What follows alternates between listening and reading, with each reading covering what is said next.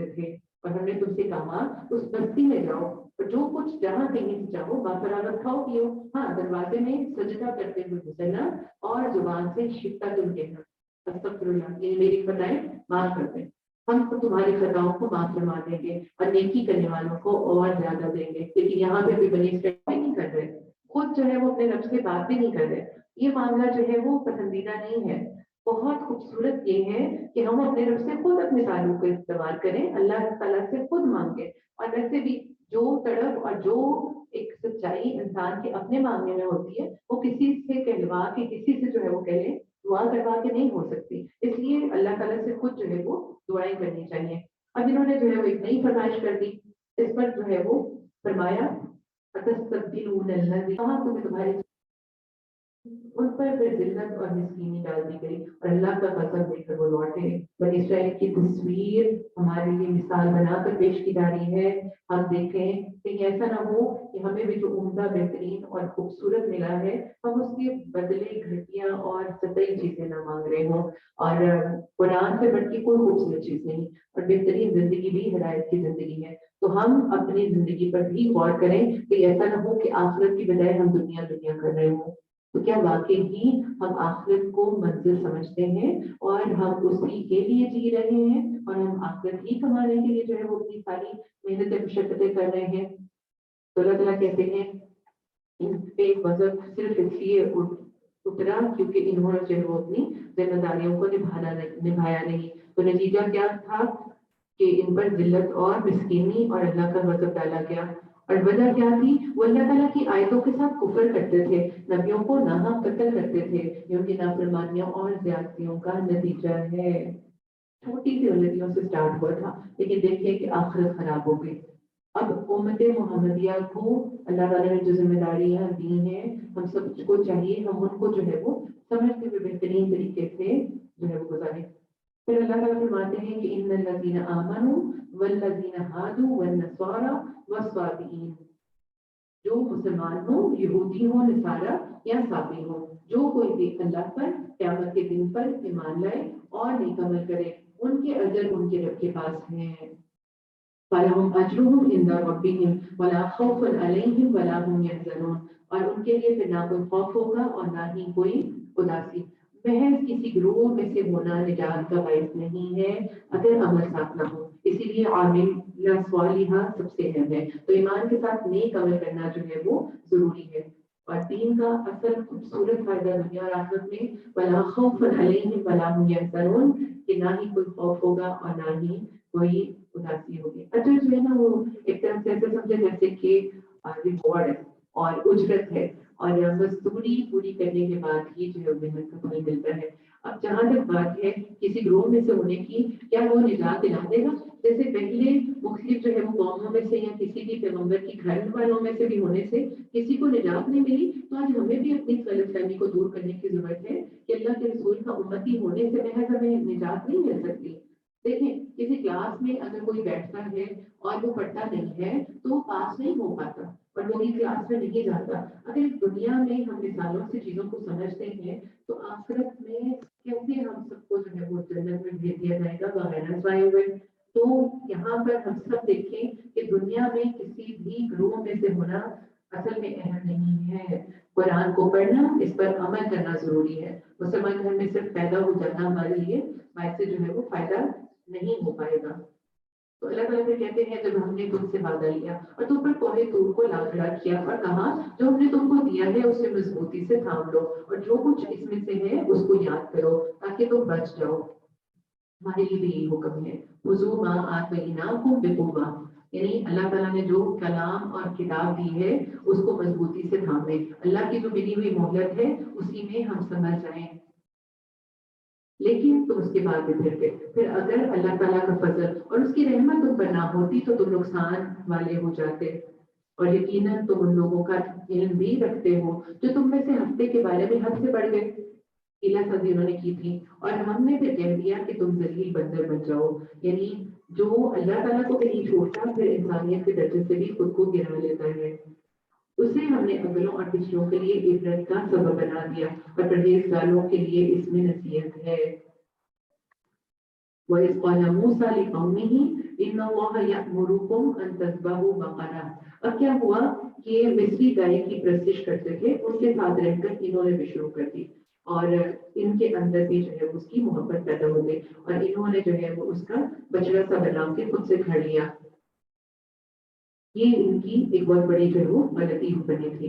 और जहां तक गाय की मोहब्बत है, क्योंकि इनके दिलों में उसकी सराहियत हो रही थी, तो अल्लाह ताला ने इनको फिर उसी से जो है वो आजमाया। तो मूसा अलैहिस्सलाम ने जब अपनी कौम से कहा अल्लाह ताला तुमको एक गाय ज़िबा करने का हुक्म देता है, तो उन्होंने कहा हमसे मजाक करते हो, यानी हमारी फेवरेट वन महबूब चीज और उसको हम कैसे ज़िबा करेंगे।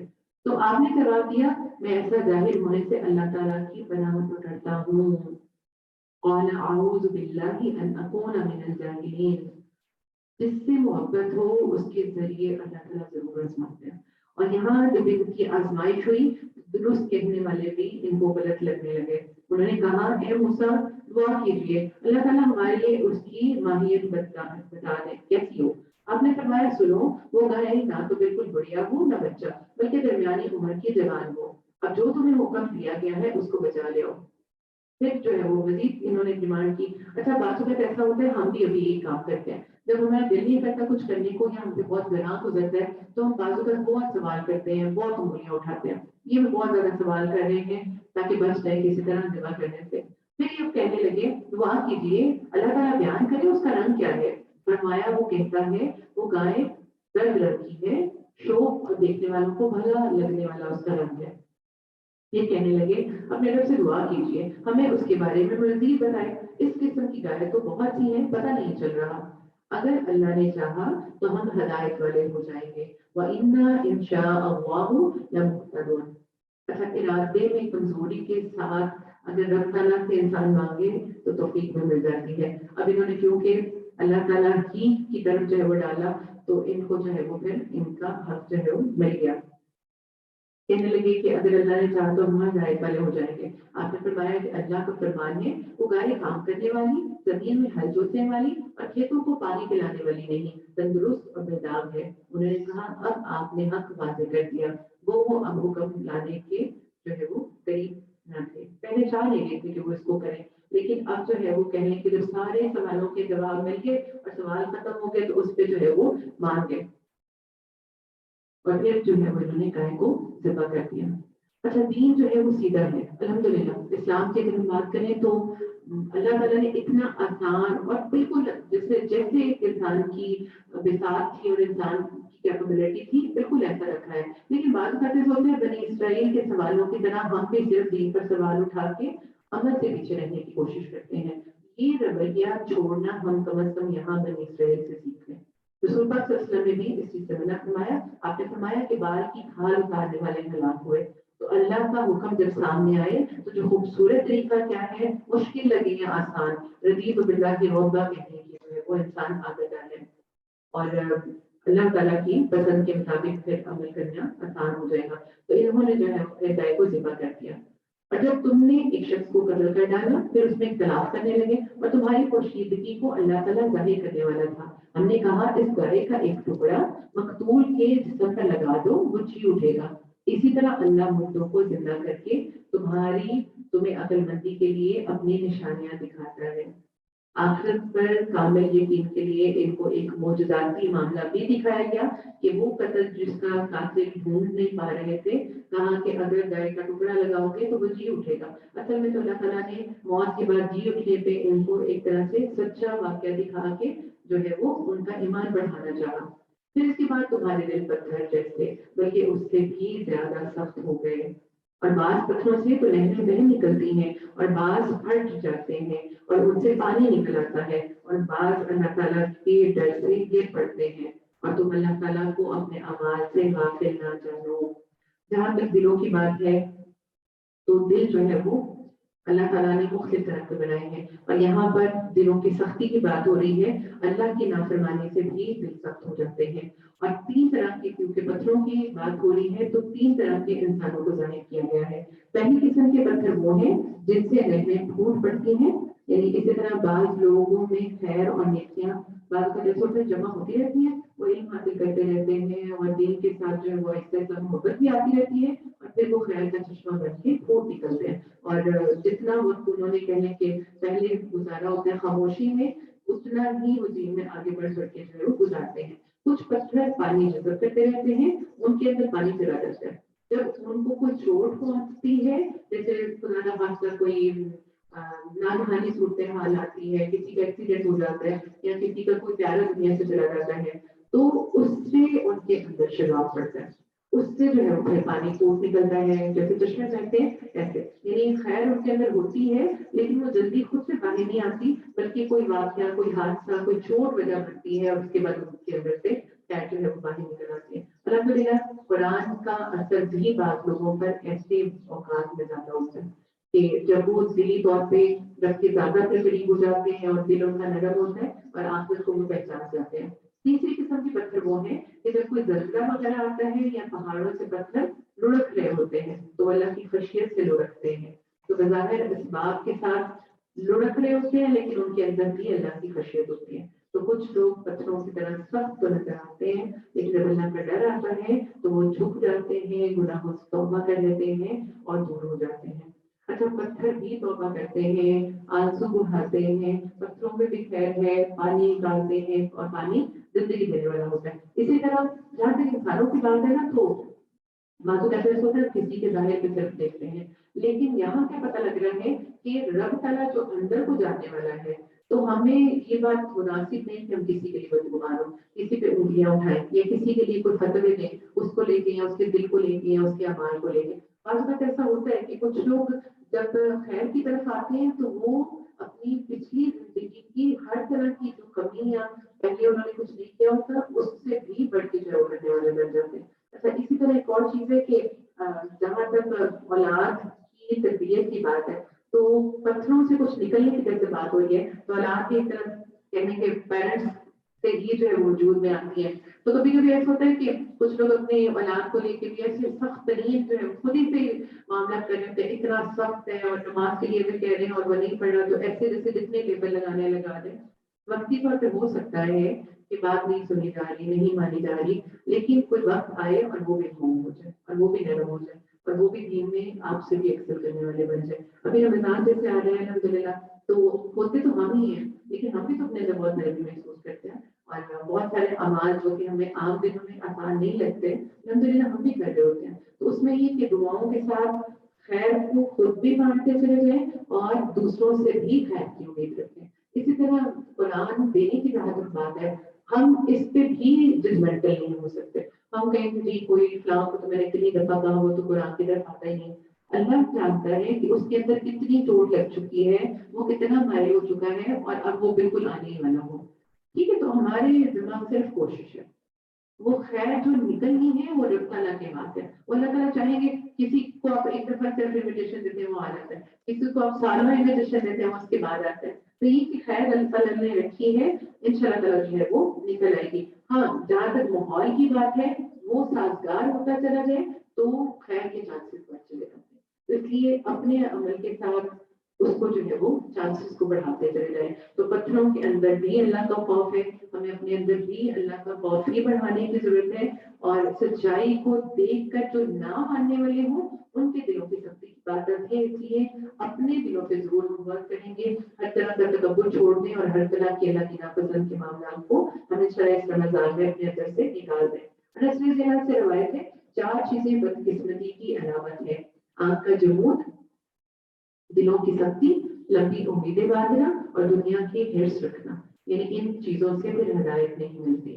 تو دنیا کی محبت کی کثرت بھی انسان کے دل کو غافل کرتی ہے اور سخت کر دیتی ہے، اسی طرح زیادہ ہنسنا بھی دلوں کو موٹا کر دیتا ہے۔ اور ایک اور بہت اہم چیز ہے، اور وہ رسول اللہ صلی اللہ علیہ وسلم نے فرمایا اللہ کے ذکر کے بغیر زیادہ باتیں نہ کیا کرو، اللہ کے نزدیک انسانوں میں سب سے زیادہ دور وہ ہے جس کا دل سخت ہو۔ تو اللہ کا ذکر بھی دلوں کو نہ صرف اطمینان بخشتا ہے بلکہ اللہ کا محبوب بنا دیتا ہے۔ پھر اللہ تعالیٰ مسلمانوں سے کہتے ہیں اَفَتَطْمَعُونَ أَن يُؤْمِنُوا لَكُمْ، کیا تمہاری خواہش ہے، تمہیں توقع ہے کہ یہ لوگ ایماندار بن جائیں گے؟ حالانکہ ان میں ایسے لوگ بھی ہیں جو کلام اللہ کو سن کر عقل اور علم والے ہوتے ہوئے پھر بھی بدل ڈالتے ہیں خواہشات کی وجہ سے. جب ایمان والوں سے ملتے ہیں تو اپنی ایمانداری کو ظاہر کرتے ہیں، جب آپس میں ملتے ہیں تو کہتے ہیں کہ مسلمانوں کو کیوں وہ باتیں پہنچاتے ہو جو اللہ تعالیٰ نے تم کو سکھائی ہیں. کیا جانتے نہیں کہ یہ تو اللہ تعالیٰ کے پاس تم پر ان کی حجت ہو جائے گی؟ کیا یہ نہیں جانتے کہ اللہ تعالیٰ ان کی پوشیدہ اور ظاہر کی سب باتوں کو جاننے والا ہے؟ ان میں سے بعض ان پر ایسے بھی ہیں جو کتاب کے صرف ظاہری الفاظ کو ہی جانتے ہیں اور گمان اور وہم پر مبنی باتیں کرتے ہیں. اور ان کے علماء ان لوگوں کے لیے ہلاکت ہے جو اپنے ہاتھوں کی لکھی ہوئی کتاب کو اللہ تعالیٰ کی طرف سے کہتے ہیں اور اس طرح دنیا کماتے ہیں. ان کے ہاتھوں کی لکھائی کو اور ان کی کمائی کی ہلاکت ہے اور پھر ان کے لیے افسوس ہے. یہ لوگ کہتے ہیں ہم تو صرف چند دن جہنم میں رہیں گے. اللہ کے بارے میں بھی اپنی مرضی سے خود ہی باتیں کرنے والے. ان سے کہو کیا تمہارے پاس اللہ تعالیٰ کا کوئی پیمانہ ہے؟ اگر ہے تو یقیناً اللہ تعالیٰ اپنے وعدے کے خلاف نہیں کرے گا، بلکہ تم تو اللہ کے دل میں وہ باتیں لگاتے ہو جن کو تم جانتے ہی نہیں. یہ جو خواہشات ہیں یہ انسان کو سب سے زیادہ خراب کرتی ہیں. تو یہ جہالت دور کرنا بھی بڑی اہم چیز ہے. اور یہاں پہ امیدون کی بات ہوئی ہے اور امانی کی بات ہوئی ہے. تو امانی سے مراد بغیر فہم اور تدبر کے تلاوت بھی لی گئی ہے. تو سمجھ بوجھ کے ساتھ اللہ کے کلام کو پڑھنا اور اس کے ساتھ جو ہے وہ اللہ کے کلام کو جاننا یہ سب سے اہم چیز ہے. اور اسی پہ جو ہے وہ کہنے کہ ہمیں بھی اپنی زندگی اور اپنے ایمان کی بنیاد رکھنے کی ضرورت ہے. اسی طرح ابن عباس کہتے ہیں امانی سے مراد وہ قصے ہیں جو یہود نے گھڑ رکھے تھے، عوام میں خوب پھیل گئے تھے. نجات کے سستے قصے سناتے اس سے عوام خوش ہو جاتے. یعنی یہ سمجھ لیں کہ دین اور رب تعالیٰ کے نام پر بھی ایسی باتیں گھڑ لینا جو کہ محض خواہشات کو تسلیم دینے والی ہیں، اللہ کی طرف سے نہیں ہے. نہ اللہ تعالیٰ کی طرف سے بات ہے اور نہ ہی اللہ تعالیٰ نے وہ چاہا ہے. تو کہا کہ یہ لوگ کیا کرتے ہیں اپنی صرف خواہشات ہی کے ذریعے سارے معاملات کرتے ہیں اور پھر اللہ تعالیٰ کو بھی جو ہے وہ کوئی اس میں جو ہے وہ نہیں چھوڑتے. تو اللہ تعالیٰ کہتے ہیں یقیناً جس نے بھی برے کام کیے بلا من کا سبق سیئۃ واحاطت به خطیئته فاولئک اصحاب النار هم فیہا خالدون. تو اس کی نافرمانیوں نے اس کو گھیر لیا اور وہ ہمیشہ کے لیے جہنم میں رہنے والے ہیں. محض ماننا کافی نہیں، عمل کرنا انتہائی ضرورت ہے اور عمل میں بھی برے اعمال کو چھوڑنا بہت ضروری ہے. تو ہم اس رمضان میں صرف نیک اعمال نہیں کریں گے بلکہ برے اعمال کو انشاءاللہ چھوڑیں گے بھی. والذین آمنوا وعملوا الصالحات، جو ایمان لائے اور نیک عمل کریں وہ جنت میں رہیں گے. اور کب تک رہیں گے؟ وہ وہاں پر ہمیشہ رہیں گے. وَإِذْ أَخَذْنَا مِيثَاقَ بَنِي إِسْرَائِيلَ. اب آگے اللہ تعالیٰ بتاتے ہیں کہ ہم نے بنی اسرائیل سے جو وعدہ لیا تھا یہ کام بہت اہم ہے اور ہمارے لیے بھی اللہ تعالیٰ نے پسند فرمائے ہیں. کس کس چیز کے وعدے ہیں؟ کہا کہ لا تعبدون الا اللہ، تم اللہ تعالیٰ کے سوا دوسروں کی عبادت نہ کرنا. وبالوالدین احسانا، اور والدین کے ساتھ حسن سلوک کرنا. انسانوں میں سے سب سے زیادہ جو مرتبہ مقام ہے وہ والدین کا ہے اور ان کے ساتھ جو ہے وہ اللہ تعالیٰ نے چاہا کہ انسان سب سے بڑھ کر جو ہے وہ خوبصورت اچھا معاملہ کرے. اور والدین کے بارے میں آتا ہے کہ انسان ان کا احسان کبھی اتار ہی نہیں سکتا چاہے جتنا بھی جو ہے وہ بہترین عمل کر لے. اس لیے جو ہے وہ ان کی ہمیشہ ہی کام آنا چاہیے اور ان کی جو ہے وہ خدمت کرتے رہنا چاہیے. وذی القربی والیتامی والمساکین، اور اسی طرح قرابتداروں، یتیموں اور مسکینوں کے ساتھ. وقولوا للناس حسنا، اور رب تعالیٰ کے بنائے ہوئے تمام جو ہے وہ انسان اس قابل ہیں کہ اللہ تعالیٰ کہتے ہیں کہ لوگوں کے ساتھ جو ہے وہ جب بات کرو تو اچھی بات کرنا. تو پہلے اہم چیزیں اور انسانی حقوق، اس کے بعد اللہ تعالیٰ فرماتے ہیں وَأَقِیمُوا الصَّلَاةَ وَآتُوا الزَّکَاةَ، نمازیں قائم کرنا اور زکوٰۃ دیتے رہنا. تو اچھی بات نماز سے پہلے ذکر کی گئی ہے اور تمام انسانیت کے ساتھ جو معاملہ کیا جائے وہ اچھا ہی کیا جائے. رسول اللہ صلی اللہ علیہ وسلم نے فرمایا کہ سلام کو عام کرنا، اچھا کلام کرنا ایسے اعمال میں سے ہیں جو بخشش کو واجب کر دیتے ہیں. تو سب کے ساتھ جو اچھا معاملہ ہے یہ بہت بہترین ہے. اللہ کے رسول کا اخلاق بھی بہت عمدہ تھا اور آپ کے معاملات بھی بہت خوبصورت تھے. اور ہم جب غریبوں کے ساتھ یا کوئی کمزور ہے، جیسے یہاں پر یتیم مسکین کی بات ہو رہی ہے، ان کے ساتھ معاملہ کریں تو خاص طور پہ کوشش یہ کریں کہ آواز کو اور انداز کو دھیما رکھیں. پھر اللہ تعالیٰ کہتے ہیں کہ تھوڑے سے لوگوں کے علاوہ سب لوگ پھر گئے, انہوں نے منہ موڑ لیا.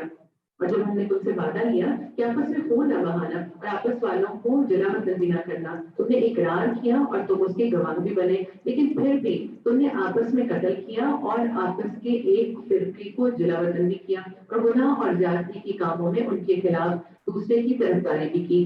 ہاں, جب وہ قیدی ہو کر تمہارے پاس آئے تو تم نے ان کے فدیے دیے, لیکن ان کا نکالنا جو تم پر حرام تھا اس کا تم نے کچھ خیال نہیں کیا. کیا بعض احکام پر تم ایمان رکھتے ہو اور بعض کے ساتھ کفر کرتے ہو؟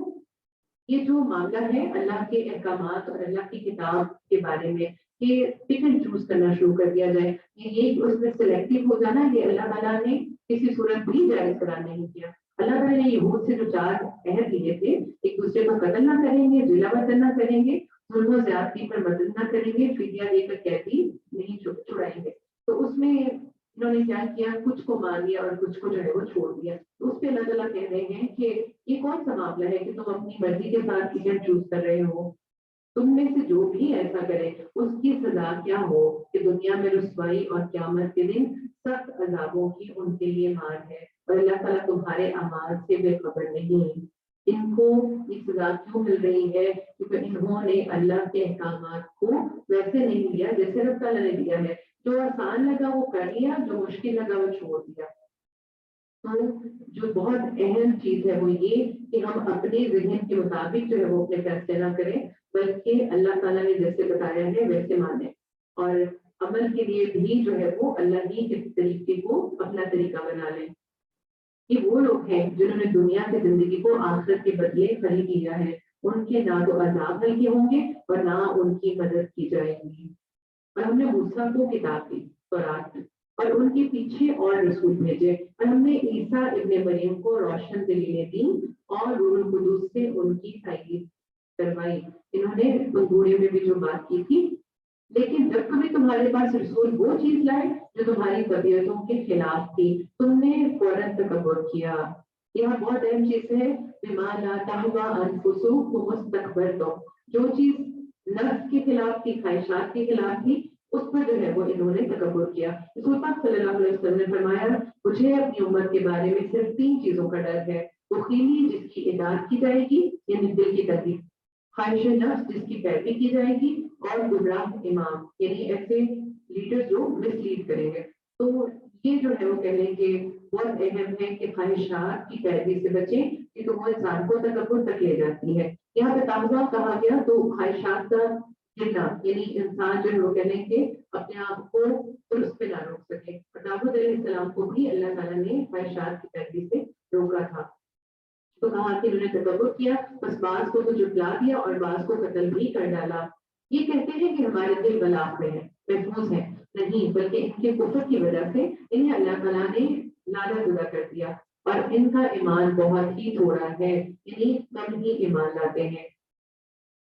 بئس ما اشتروا به انفسهم ان يكفروا بما انزل الله بغيا. اور ان کے پاس جب اللہ تعالیٰ کی کتاب, ان کی کتاب کو سچا کرنے والی آئی, حالانکہ پہلے یہ خود اس کے ساتھ کفر پر پتہ چاہتے تھے, تو باوجود اجانے اور باوجود جان پہچان کر لینے کے بھی یہ کفر کرنے لگے. اور اللہ تعالیٰ کی ایسے کافروں پر لعنت ہو.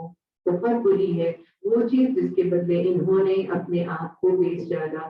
وہ انکار کرنا ان کا جو ہے وہ کفر ہے. اللہ تعالیٰ کی طرف سے نازل شدہ چیز کے ساتھ محض اس بات سے حسرت کی وجہ سے کہ اللہ تعالیٰ نے اپنا فضل اپنے جس بندے پر چاہا اس پہ نازل فرمایا, اس باعث یہ لوگ غضب پر غضب کے مستحق ہو گئے, اور ان کافروں پہ یہ رسوا کرنے والا عذاب ہے.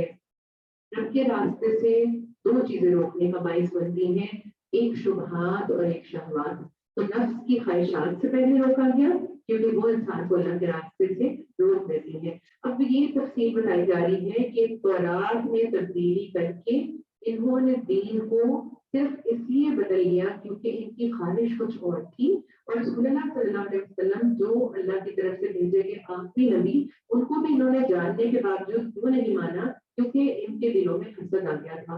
ان کو لگتا تھا کہ بنی اسرائیلی میں سے آپ صلی اللہ علیہ وسلم بھیجے جائیں گے، لیکن جب بنی اسماعیلی میں سے چنا گیا تو انہوں نے اس حسد کی وجہ سے نہ صرف اپنی کتاب کو بلکہ کتاب کے احکامات کو اور اللہ تعالیٰ کی طرف سے آئی گئی ان کے پاس جو ہدایت تھی اس کو بھی جھٹلا دیا۔ تو اللہ تعالیٰ کہتے ہیں کہ یہ اللہ تعالیٰ کی طرف سے غضب پر غضب کے مستحق ہوئے، اور وجہ کیا بن رہی ہے؟ رسول پاک سے غضب کرنا، اور انہوں نے اپنی کتاب میں سے ہر اس چیز کو چھپانا شروع کر دیا جس میں اللہ کے رسول کے بارے میں اللہ کی طرف سے تفصیلات دی گئی تھی۔ وَإِذْ قِيلَ لَهُمْ آمِنُوا بِمَا أَنزَلَ اللَّهُ، اور جب ان سے یہ کہا جاتا کہ اللہ تعالیٰ کی اتاری ہوئی کتاب پر ایمان لاؤ تو کہتے تھے کہ جو ہم پر اتاری گئی اس پر ہمارا ایمان ہے، بنی اسرائیل پر جو اتاری گئی، حالانکہ اس کے بعد والی کے ساتھ جو ان کی کتاب کی تصدیق کرنے والی ہے کفر کرتے ہیں۔ اچھا، ان سے یہ تو پوچھو کہ اگر تمہارا ایمان پہلی کتابوں پر ہے تو پھر تم نے اگلے انبیاء کو کیوں قتل کیا تھا؟ تمہارے پاس تو موسیٰ یہی دلیلیں لے کر آئے، لیکن تم نے پھر بھی بچڑے کو پوچھا، تو تم ظلم کرنے والے ہو۔ ان کا شرک جو ہے وہ بھی ایک طرح سے دنیا کی محبت کی وجہ سے تھا، تو جو باتیں اپنی کر رہے ہیں اس پہ تو پھر قائم رہو۔ جب ہم نے تم سے وعدہ لیا اور تم پر دور کو کھڑا کر دیا اور تم کو کہا کہ ہماری دی ہوئی چیز کو مضبوطی سے تھامو اور سنو، انہوں نے کہا ہم نے سنا اور نافرمانی کی، اور ان کے دلوں میں بچڑے کی محبت پلا دی گئی، اس وجہ سے کیونکہ وہ کفر کرنے والے تھے۔ ان سے کہہ دیجیے کہ تمہارا ایمان تمہیں برا حکم دے رہا ہے اگر تم مومن ہو۔ انسان اللہ کی بات تب نہیں مانتا جب کسی اور چیز کی محبت اس کے دل میں جڑ پکڑ رکھی ہے، اور یہاں پر ان کے لیے جو ہے وہ دنیا اور دنیا کی چیزیں آزمائش بنی اور بچنے کی محبت۔ یہ جو بچڑا ہے یہ فزیکلی ضروری نہیں ہے، وہ بعض اوقات انسان کے لیے انسان کا نفس جو ہے وہ اسی بچڑے کی طرح ہوتا ہے جس کی وہ پوجا کر رہا ہوتا ہے۔ کبھی کوئی چیز کوئی اور لوگ بھی ہو سکتے ہیں، ہم سب کو چاہیے کہ ہم بھی یہ ضرور دیکھیں کہ ہمارے دلوں میں کس چیز کی محبت اتنی راسخ ہو گئی کہ ہم اللہ تعالیٰ کی بات نہیں مانتے۔ مسلمانوں کی دنیا میں بھی عزت دین کے ساتھ ہوگی، اور اللہ تعالیٰ کے خاص بھیجے جانے کا مقصد بھی تبھی پورا ہوگا جب ہم اپنی چھوڑ کے اللہ تعالیٰ کی ماننا شروع کریں گے۔ تو یہاں پر بنی اسرائیل کی بہت بڑی غلطی کیا پتہ لگ رہی ہے کہ انہوں نے اپنے نفس کی محبتوں کو آگے کیا اور اپنے نفس کی محبت کو پیچھے چھوڑ دیا تھا۔ اسی طرح اللہ تعالیٰ کی بھیجی گئی کتاب کی ماننے کی بجائے یہ اپنے نفس اور اپنے دلوں اور اپنی دنیا کے لیے جو ہے وہ ماننا شروع ہو گئے تھے۔ تو اللہ تعالیٰ کہتے ہیں کہ ان کا بڑا ہی برا معاملہ ہے جو انہوں نے کیا۔ اب کہہ دیجیے اگر آخرت کا گھر صرف تمہارے ہی لیے ہے، اللہ کے نزدیک اور کسی کے لیے نہیں، تو آؤ اپنی سچائی کے ثبوت میں موت کو طلب کرو، یعنی غلط کام کر کے خود کو جنتی سمجھنے والے تو ٹھیک ہے جاؤ جنت میں، لیکن اپنے کیے ہوموں کو دیکھتے ہوئے کہ کبھی بھی موت کو نہیں مانگیں گے۔ اللہ تعالیٰ ظالموں کو خوب جانتا ہے۔ آج بھی ہم دیکھیں ہم کر کیا رہے ہیں، زندگی ہم کس جگہ سے گزار رہے ہیں، کیا ہمارے طریقے ہمارے نبی کے بتائے ہوئے ہیں، کیا ہمارے دن رات صبح شام اور ہماری زندگیاں اور ہماری عمریں اللہ تعالیٰ کی پسند اور اللہ کی کتاب کے مطابق گزر رہی ہیں؟ اگر نہیں تو غلط کام کر کے خود کو جنتی سمجھنے والے آج بھی ذرا سوچیں کہ ہم کیسے جنتی بنیں گے۔ اتنا آسان ہے، ہمارے یہاں کوئی دنیا سے چلا جاتا ہے تو اللہ بخشے اور جنتی اس کے لیے جو ہے وہ نام لگا دیے جاتے ہیں۔ کچھ تو ہم بھی سوچیں کہ کہیں بنی اسرائیل کسی غلطیاں کر کے آخرت کے انجام کے اعتبار سے بھی کہیں ہم انہیں کی طرح نہ مدد ہوں۔ تو یہاں پر کھول کے آیات صرف اس لیے بیان کی جا رہی ہیں کہ ہم ان جیسے اعمال اور ان جیسی ایکسپیکٹیشن سے خود کو نکال لیں۔ تو اللہ تعالیٰ کو کہتے ہیں کہ وہ ظلم کرنے والے تھے، بلکہ سب سے زیادہ دنیا کی زندگی کا حدیث ہے نبی، آپ انہیں کو پائیں گے کہ ہرس زندگی کی جو رکھتے ہیں اس میں مشرقوں سے بھی بڑے ہوئے ہیں۔ ان میں سے ہر شخص کو آپ دیکھیں گے کہ وہ 1000 سال کی عمر چاہتا ہے، دنیا کی محبت میں دنیا میں رہنا چاہتے ہیں۔ دنیا کی عمر دیا جانا بھی ان کو عذابوں سے نہیں چھڑا سکے گا۔ اللہ تعالیٰ ان کے کاموں کو بخوبی دیکھ رہا ہے۔ اے نبی آپ کہہ دیجیے من کان عدوا لجبریل، جو کوئی بھی جبرائیل کا دشمن ہو، فإنه نزله على قلبك بإذن اللہ، جس نے آپ کے دل پر اللہ کے پیغام کو اتارا اللہ ہی کے اذن کے ساتھ، جو پیغام ان کے پاس کی کتاب کی تصدیق کرنے والا اور مومنوں کو ہدایت اور خوشخبری دینے والا ہے۔ بنی اسرائیل کی ایک عادت تھی فرشتوں سے بھی دشمنی رکھتے تھے، اور اللہ کی خاطر जो कह लें कि अल्लाह के महबूब लोगों से भी दुश्मनी करने वाले बन जाए, वो अल्लाह ताला के नापसंदीदा से जुदा होते हैं। तो वो हैरत से रिवायत है, अल्लाह ताला फरमाता है कि जिसने मेरे दोस्त से दुश्मनी की तो मैं उससे ऐलान जंग करता हूँ। ये बुग़्ज़ रखने वाले को ये सोचना चाहिए कि कहीं ऐसा ना हो कि वो किसी अल्लाह के महबूब या अल्लाह के दोस्त से जो है वो दुश्मनी कर रहा हो, तो फिर तो दुनिया और आखिरत दोनों जो है वो तबाह हुई। तो कहा कि कुरान तो मोमिनों के लिए हिदायत और खुशखबरी देने वाला है, तो अल्लाह भी उसका दुश्मन होगा जो अल्लाह के प्यारों का दुश्मन है। तो जो शख्स अल्लाह पर उसके फरिश्तों और उसके रसूलों और जिब्राईल और मीकाईल का दुश्मन हो, ऐसे काफिरों का दुश्मन खुद अल्लाह है। और यकीनन हमने आपकी तरफ रोशन दलीलें भेजी हैं जिनका इनकार सवाए बदकारों के कोई भी नहीं करता। ये लोग जब कभी कोई अहद करते हैं तो उनकी एक ना एक जमात उसको तोड़ देती है, बल्कि उनमें से अक्सर ईमान से खाली है। जब कभी उनके पास अल्लाह का कोई रसूल उनकी किताब की तस्दीक करने वाला आया, इन अहले किताब के एक गिरोह ने अल्लाह की किताब को इस तरह पीठ पीछे डाल दिया गोया उसको जानते ही न थे, और उस चीज के पीछे लगे जिसको शयातीन सुलेमान की हुकूमत में पढ़ते थे। सुलेमान अलैहिस्सलाम ने तो कुफर न किया था, बल्कि ये कुफर शैतानों का था। वो लोगों को जादू सिखाया करते थे। और बाबिल में हारूत और मारूत दो फरिश्तों पर जो उतारा गया था, वो दोनों भी किसी शख्स को उस वक्त तक नहीं सिखाते थे जब तक कि उनको ये ना कह देते कि हम तो एक आजमाइश है, तुम कुफर ना करो।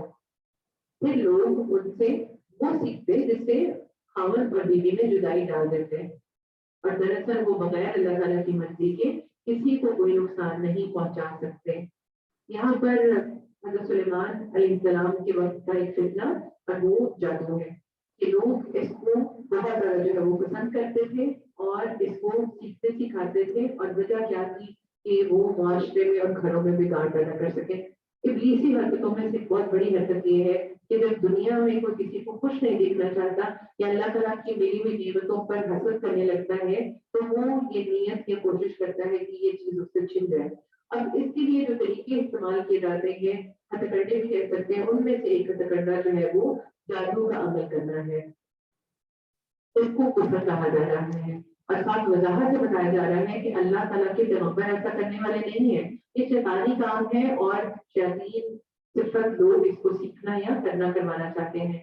तो मुआशरा क्योंकि घर की बुनियाद से कायम होता है, और अगर घरों में तकलीफें हों तो फिर जो है वो कह लें कि मुआशरा भी बिगड़ जाए, तो फैमिली लाइफ को डिस्टर्ब करने के लिए कुछ लोग जो है वो जादू का सहारा लेते हैं। और यहाँ पर बताया जा रहा है कि मियाँ बीवी में जुदाई डालने के लिए हारून मारूत से जो है वो जादू सीखा जाता था।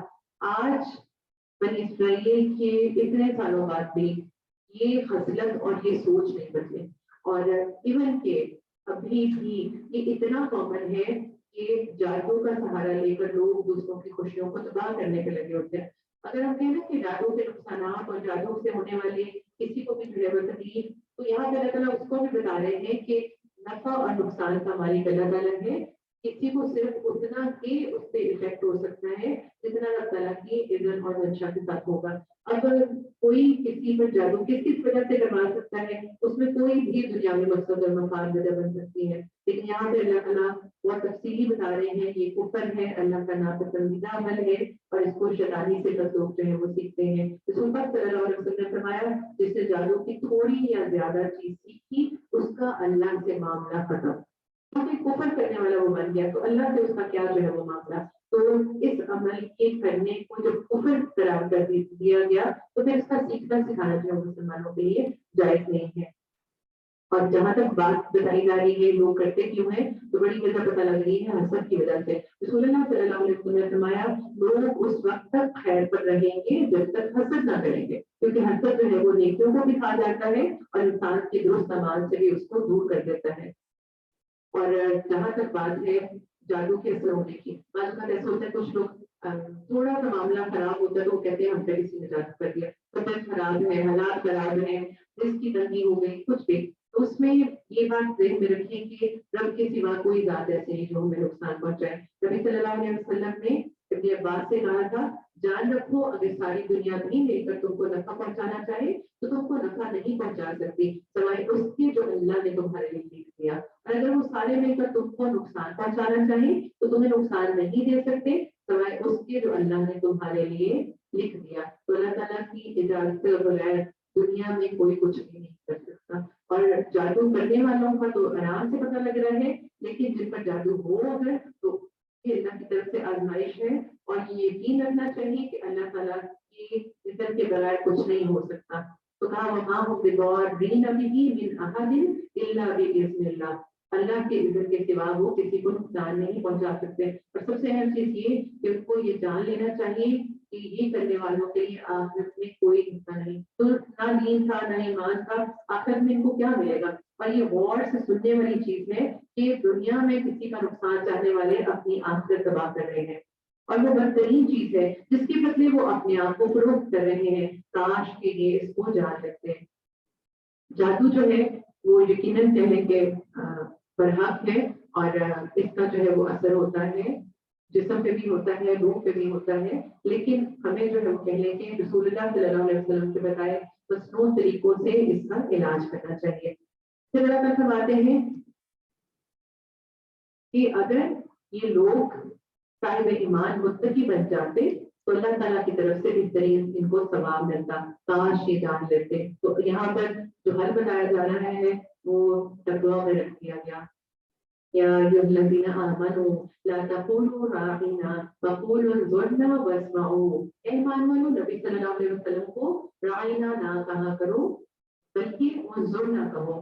آپ صلی اللہ علیہ وسلم سے اگر کسی بات کو دوبارہ پوچھنا ہوتا تو اس کے لیے راعنا کہا جاتا، لیکن یہودیوں نے یہ لفظ بدل کے اس کو راعینا ہمارا چرواہا نعوذ باللہ کر دیا. اس پہ جو ہے وہ لفظی طور پہ بھی کریکشن کر دی گئی کہ پھر لفظ بدل دیا جائے جس سے کسی طرح کے بھی ظلمانی مطلب نکالے جا سکتے ہیں. تو آپ منظرنا کریے یعنی ہماری طرف دیکھیے اور سنتے رہا کرو. اور کافروں کے لیے دردناک عذاب ہے. نہ تو انہیں کتاب کے کافر اور نہ مشرکین چاہتے ہیں کہ تم پر تمہاری رب کوئی بھلائی نازل ہو. اچھا، جب حسد کوئی کسی سے کرتا ہے تو وہ اس کے پاس کسی بھی خیر کو پسند نہیں کرتا. یہاں تک کہ کلام الہی بھی کسی کو ملتا ہے تو لوگ اس پہ بھی حسد کرنے لگتے ہیں. اللہ تعالیٰ جس کو چاہے اپنی رحمت سے خاص کر لے. واللہ یختص برحمتہ من یشاء واللہ ذو الفضل العظیم. اللہ تعالیٰ بڑے فضل والا ہے. اب اگر ہم کہیں نا کہ جادو کرنے والے وہ ہیں جو اللہ کی کتاب کو چھوڑ دیتے ہیں، اور اللہ کے رسول کا بھی استہزاء کرنے والے جو لوگ تھے، آپ سے حسد کرنے والے تھے، وہ سب جو ہے وہ کہیں دنیا میں کبھی کامیاب تو نظر نہیں آئے. ہمیں جتنا بھی ہم سیرت کو پڑھیں کامیابی تو ساری کی ساری رسول اللہ صلی اللہ علیہ وسلم کے لیے ہے. تو ہم بھی اس چیز پہ یقین کامل رکھیں کہ کوئی ہمارا کچھ نہیں بگاڑ سکتا. ہم حق پہ اور درست پہ رہیں. یقیناً اللہ تعالیٰ ہمارے سب سے دنیا میں بھی خاص معاملہ کریں گے اور آخرت میں بھی. پھر فرمایا کہ جس آیت کو ہم منسوخ کر دیں یا بھلا دیں اس سے بہتر یا اس جیسی اور لے آتے ہیں. کیا تم نہیں جانتے کہ اللہ تعالیٰ ہر چیز پر قادر ہے؟ کیا تمہیں معلوم نہیں کہ زمین و آسمان کا مالک اللہ ہی ہے؟ وَمَا لَكُم مِّن دُونِ اللَّهِ مِن وَلِيٍّ وَلَا نَصِيرٍ. اور اللہ کے سوا تمہارے لیے کوئی ولی اور مددگار نہیں ہے. تمہارا عقیدہ بالکل درست، واضح اور کلیئر ہونا چاہیے. اصل ہدایت اللہ کی طرف سے ہے، اصل مدد اللہ کی ہے. کیا تم اپنے رسول سے یہی پوچھنا چاہتے ہو جو اس سے پہلے موسیٰ علیہ السلام سے پوچھا گیا تھا؟ سنو، ایمان کو کفر سے بدلنے والا سیدھی راہ سے بھٹک جاتا ہے. سوال اور مطالبات جو ہے وہ پسندیدہ نہیں تھے تو یہاں پر جو ہے وہ کریکشن کر دی گئی. ان اہل کتاب کے اکثر لوگ باوجود حق واضح ہو جانے کے محض حسد کی بنا پر تمہیں بھی ایمان سے ہٹا دینا چاہتے ہیں. تم بھی اب حاسدوں کے ساتھ کیا معاملہ کرو؟ اللہ تعالیٰ کہتے ہیں ان کو فاعفوا واصفحوا، معاف کر دو اور ان سے درگزر کرو. یعنی وہ تم کو روک تو نہیں سکتے لیکن ان پہ وقت ضائع نہ کیا جائے. تو حادثے سے بچنے کے لیے کرنے کے کام بتا دیے گئے کہ لوگوں کی طرف سے آنے والی تکلیف کا علاج یہ ہے ان سے درگزر کرو اور ان کو معاف کر دو. یعنی جب آپ کو فرض کیا بہت کلیئرٹی سے لگتا ہے کہ آپ کو کسی سے نقصان پہنچ رہا ہے تو آپ ان سے جو ہے وہ کنارہ کشی کر لیں، آپ ان کے ساتھ میل جول کم کر لیں. لیکن یہ کہ درست کے اوپر ہی جو ہے وہ رہتے ہوئے اللہ تعالیٰ کے بتائے ہوئے طریقوں کے مطابق ان کے ساتھ معاملہ کیا جائے. وَأَقِیمُوا الصَّلَاةَ وَآتُوا الزَّکَاةَ. نمازیں قائم کرو اور زکات دیتے رہو اور جو کچھ ملائی تم اپنے لیے آگے بھیجو گے سب کچھ اللہ کے پاس پالو گے. بے شک اللہ تعالیٰ تمہارے اعمال کو دیکھ رہا ہے.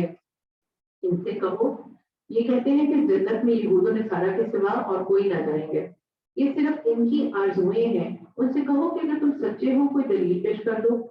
اچھا یہ جو ہے نا کہ ہر دور میں جو بھی جس گروہ میں اسٹینڈ کرتا تھا وہ اپنے گروہ کو جو ہے وہ کہتا تھا درست ہے۔ یہاں اللہ تعالیٰ بتا رہے ہیں کہ کسی گروہ میں سے ہونا کوئی درستی نہیں ہے، اس کی کوئی دلیل تو دیں، بھلا درست کون ہے؟ کہا کہ سن لو، من اسلم وجہہ للہ وہو محسن، جو بھی اپنے آپ کو خلوص کے ساتھ اللہ کے سامنے جھکا دے، بے شک اسے اس کا رب پورا بدلا دے گا۔ ہدایت یافتہ ہونے کا کرائٹیریا بتا دیا گیا، رب کے لیے چہرے کو درست رکھتے ہوئے جھکائے رکھنا، تو پھر نہ کوئی خوف ہوگا اور نہ ہی کوئی غم ہوگا۔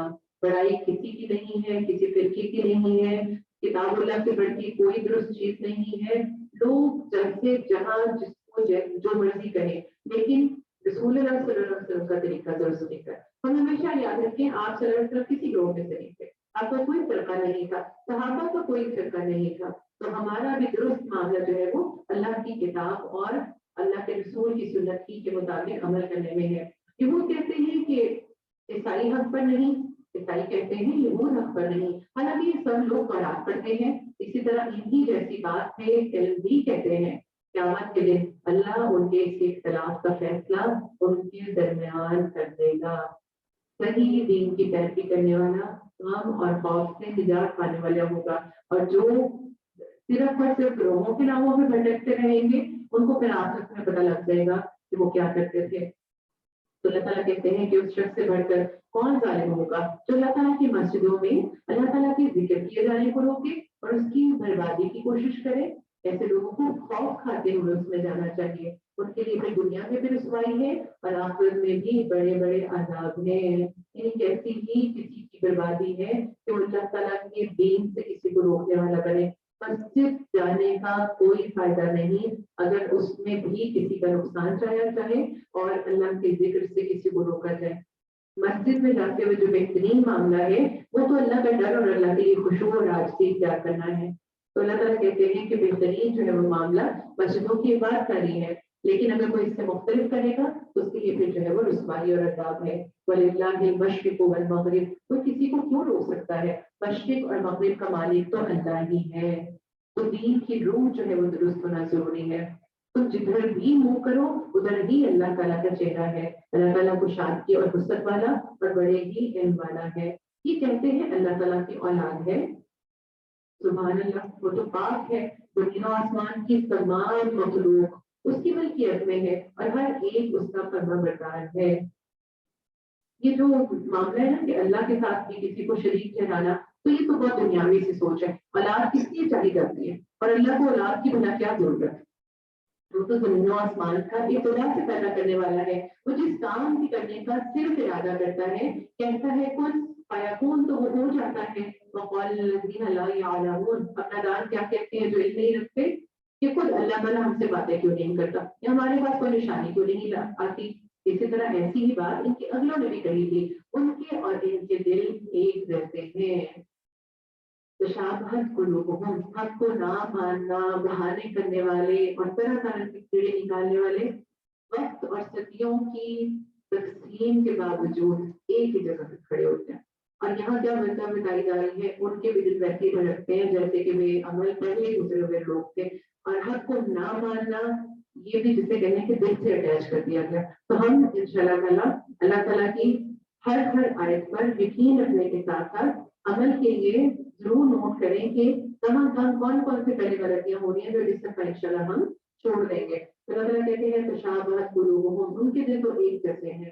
ہم نے تو یقین والوں کے لیے نشانیاں بیان کر دی، اور اللہ کے رسول کو انا ارسلناک بالحق بشیرا ونذیرا، ہم نے خوشخبری دینے والا اور ڈرانے والا بنا کر بھیجا، اور جہنمیوں کے بارے میں آپ سے سوال نہ کیا جائے گا، اور آپ سے یہود و نصارہ ہرگز آگے نہیں ہوں گے جب تک کہ آپ ان کے مذہب کی پیروی نہ کرنے لگے۔ یعنی یہ جو بات ہے نا کہ لوگ کیا کہیں گے اور لوگ ہی کہتے ہیں تو وہ کرنے لگ پڑے، تو اللہ تعالیٰ کہتے ہیں کہ وہ آپ کے پیچھے اس وجہ سے نہیں چلنے لگیں گے۔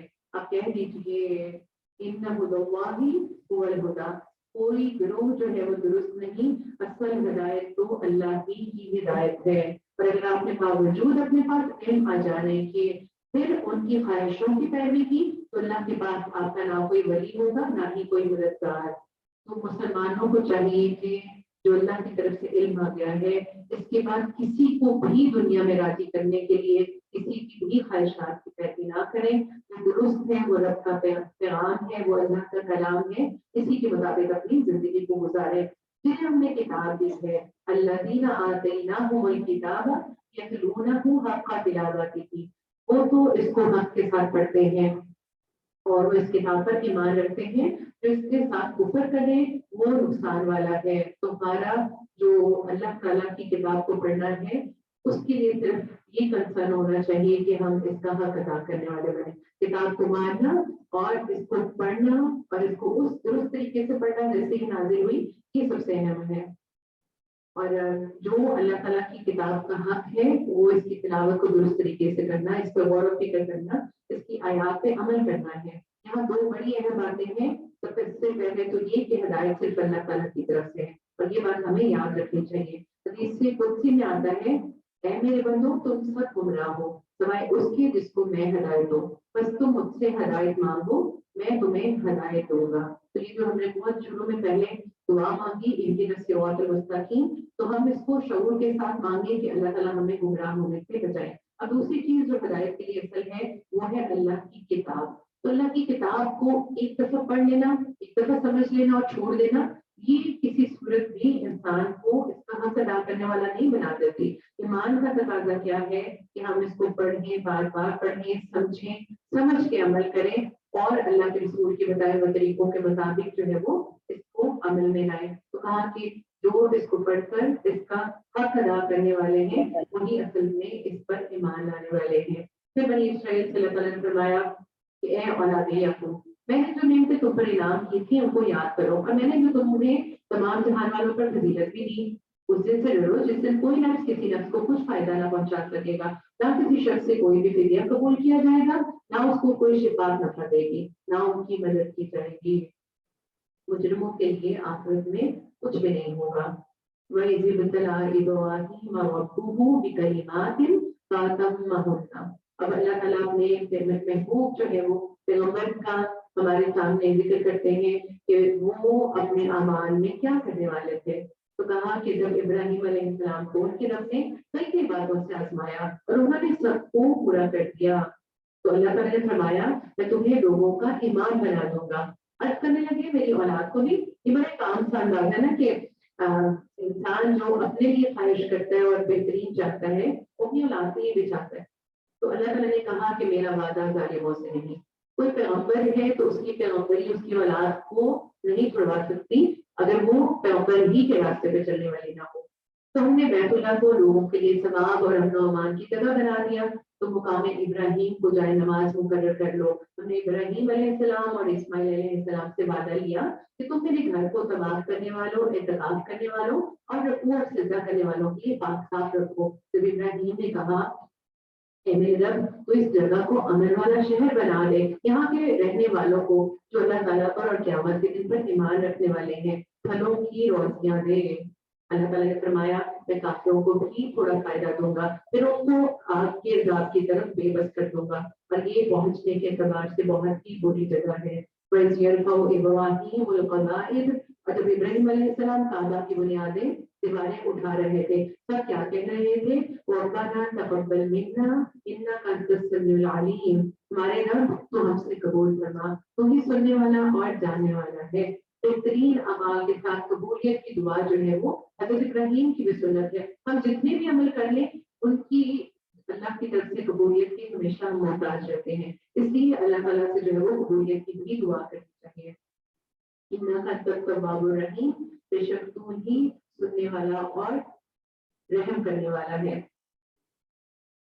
اے ہمارے رب ہمیں اپنا فرما بردار بنا لے اور ہماری اولاد میں سے بھی ایک جماعت کو اپنا اطاعت گزار رکھ اور ہمیں اپنی عبادت سکھا اور ہماری توبہ قبول کرنا تو توبہ قبول کرنے والا اور رحم کرنے والا ہے.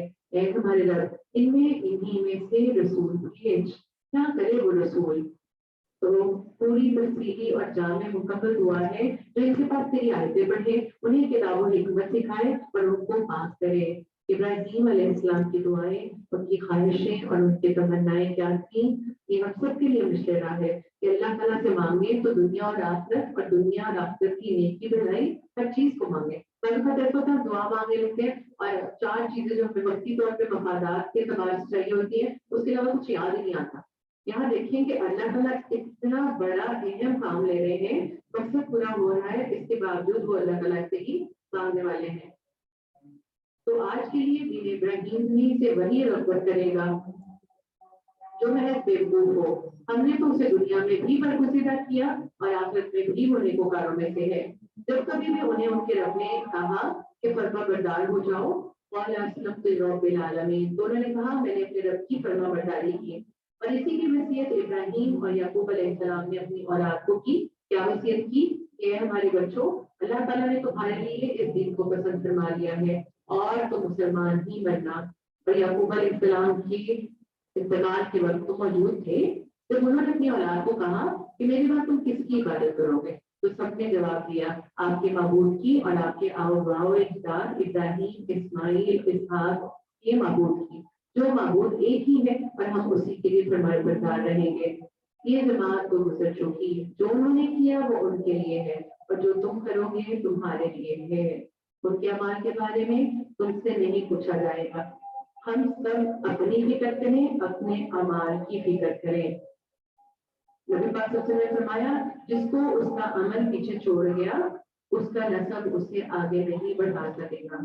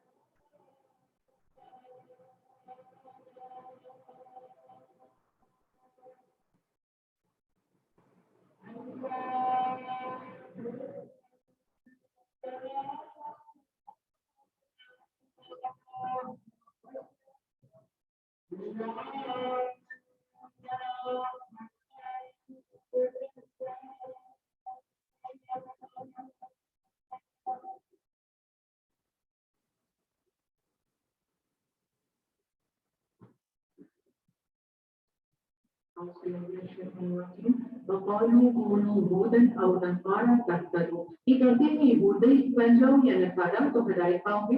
تم کہو بلکہ صحیح راہ تو ملت ابراہیمی ہے اور ابراہیم خالص اللہ ہی کے لیے حنیف تھے اور وہ مشرک نہ تھے۔ قولوا آمنا باللہ وما انزل الینا، اور مسلمانوں سے کہا جا رہا ہے تم سب مل کر کہو، کیا کہو؟ ہم مل کے ایک کو پڑھ لیتے ہیں تاکہ ہم منہ سے کچھ بھی کہنے والے بن جائیں۔ آمنا باللہ وما انزل الینا وما انزل الی ابراہیم واسماعیل واسحاق ویعقوب والاسباط وما اوتی موسیٰ وعیسیٰ وما اوتی النبیون من ربهم لا نفرق بین احد منهم ونحن له مسلمون۔ کہ हम अल्लाह पर ईमान लाए, उस चीज पर जो भी हमारी तरफ हिदायत उतारी गई, और जो चीज इब्राहिम अलैहिस्सलाम, इस्माइल अलैहिस्सलाम, इसहाक अलैहिस्सलाम और उनकी औलाद पर उतारी गई, और जो कुछ अल्लाह की जानिब से मूसा अलैहिस्सलाम, ईसा अलैहिस्सलाम और दूसरे अंबिया दिए गए, हम उनमें से किसी के दरमियान फर्क नहीं करते। हम अल्लाह के फरमाबरदार हैं, और अल्लाह ताला ने सबको इल्म नाफे, इल्म हिदायत दिया और उनकी पैरवी करने का हुक्म दिया। तो अल्लाह कहते हैं फ़इन आमनू बिमिस्लि मा आमनतुम बिही फ़क़द इह्तदौ, तो अगर तुम भी उधर से ईमान लाओ तो हिदायत पाओगे। जो पहले ईमान लाए सहाबा रसूलुल्लाह सल्लल्लाहु अलैहि वसल्लम के तरीकों को देखकर बिल्कुल वैसे के वैसे ही करने वाले, तो सब में जो कॉमन फैक्टर है वो ये कि तमाम मुसलमान थे, अल्लाह के इताअतगुज़ार थे, अल्लाह के मानने वाले थे।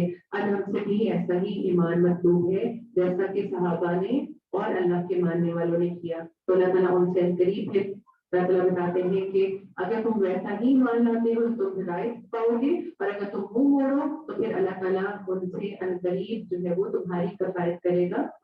वतवल्लौ फइन्नमा हुम फी शिकाक फसयकफीकहुमुल्लाह। तो जो मुंह मोड़ने वाले हैं तो वो अल्लाह ताला के लिए एक तरह से खिलाफ करने वाले हैं, और अल्लाह ताला उनसे अनकरीब आपकी किफायत करेगा। वो खूब सुनने और खूब जानने वाला है। सिबगतुल्लाह, अल्लाह का रंग, वमन अहसनु मिनल्लाहि सिबगा, और अल्लाह ताला से अच्छा रंग किसका रंग है। वनहनु लहु आबिदून, और हम अपने रब ही के लिए इबादत करने वाले हैं। अल्लाह का रंग अल्लाह के दीन का रंग है। अल्लाह का रंग जब किसी बंदे को देखकर अल्लाह याद आए। और जहां तक बात है दीन की और अल्लाह ताला के जो है वो बताए हुए बेहतरीन आप सब खिलाई हुई तालीमात की, तो ये हमारी जिंदगी में हमारा मिजाज होना चाहिए। इस तरह कपड़े से उसका रंग अलग नहीं होता, तो हमारी जिंदगियों में हमारे अमल से दीन का हर तरह जो है वो पहले रंग नजर आना चाहिए। तो कहा कि बेहतरीन रंग जो है वो अल्लाह का रंग है, अगर कोई अपनाए और हम तो उसी की इबादत करने वाले हैं। अब कह दीजिए क्या तुम हमसे अल्लाह के बारे में झगड़ते हो, जो हमारा और तुम्हारा रब है, तुम्हारे लिए हमारे अमल है और तुम्हारे लिए तुम्हारे अमाल है, हम तो उसी के लिए मुखलिस हैं। बंदगी और अमाल और हर तरह के काम सिर्फ अल्लाह ही के लिए। क्या तुम कहते हो कि इब्राहिम और इस्माइल और इसहाक अलैहिस्सलाम और याकूब अलैहिस्सलाम और उनके औलाद यहूदी या नसारा थे? कह दो क्या तुम ज्यादा जानते हो या अल्लाह? ये सब इल्म तो अल्लाह के पास है, अल्लाह ताला बेहतरीन जानते हैं। कुल अंतुम आलमु अमिल्लाह, अल्लाह के पास शहादत छुपाने वाले से ज्यादा जालिम और कौन होगा। इन्होंने तो रसूलुल्लाह सल्लल्लाहु अलैहि वसल्लम की नबूवत की भी शहादत न दी, उसको छुपा लिया। वल्लाहु बिगाफिलिन अम्मा तामलून, और अल्लाह ताला तुम्हारे अमाल से गाफिल नहीं है। तिल्का उम्मतुन कद खलत, ये उम्मत जो कि गुजर चुकी, लहा मा कसबत वलकुम मा कसबतुम, उनके लिए है जो उन्होंने किया और तुम्हारे लिए है जो तुम अमल करो। वला तुसअलूना अम्मा कानू यामलून, और तुमसे उनके अमाल के बारे में सवाल न किया जाएगा। हर शख्स अपने अमाल का जिम्मेदार है, हर एक को अपनी आखिरत के लिए खुद जो है वो अमल करना है। इसराइल की नेमतों की याद दहानी के साथ सारी तफसीर बता दी गई कि उन्होंने अल्लाह ताला की नसीहतों से कोई सबक नहीं लिया था। अल्लाह ताला ने अब ये इमामत जो है वो बनी इस्माइल में से रसूल पाक सल्लल्लाहु अलैहि वसल्लम के लिए चुनी, और इब्राहिम अलैहिस्सलाम के किबले को भी हमारे लिए मुतय्यन किया, और हमसे भी वही रिक्वायरमेंट्स हैं जो कि अल्लाह ताला ने पैगंबरों से की कि हम अपने अमाल को अल्लाह की पसंद के मुताबिक, अल्लाह के भेजे हुए नबियों के तरीके के मुताबिक और अल्लाह के इस्लाम के मुताबिक इस तरह इख्तियार करें कि हम अल्लाह के रंग में रंगे जाए और हमें देख के अल्लाह ताला के दीन को लोग पहचान सकें। तो अल्हम्दुलिल्लाह पहला पारा हमारा मुकम्मल हुआ। अल्लाह ताला हमें अमल की तौफीक दे। जरूर अपने लिए लिखने की आदत डालें कि ये लिखा आज भी इंशाल्लाह फायदा देगा, और आइंदा के लिए भी जब जब भी हम अपने लिखे खुद पढ़ेंगे हमें याद आ जाएगा कि हमने क्या क्या सीखा था, और अगर कुछ निकल रहेगा रूटीन में से तो इंशाल्लाह उसको फिर करने वाले बन जाएंगे। रब्बना तक़ब्बल मिन्ना इन्नका अंतस समीउल अलीम व तुब अलैना इन्नका अंतत तव्वाबुर रहीम। सुब्हानअल्लाह व बिहम्दिका अशहदु अन ला इलाहा इल्ला अंता अस्तगफिरुका व अतूबु इलैक। तो इनके बाद में कुछ कहना तो आप कहना।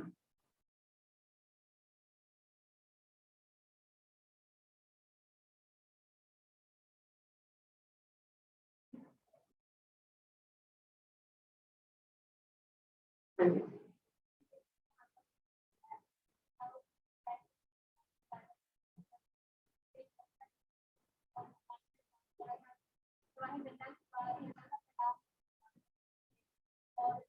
जी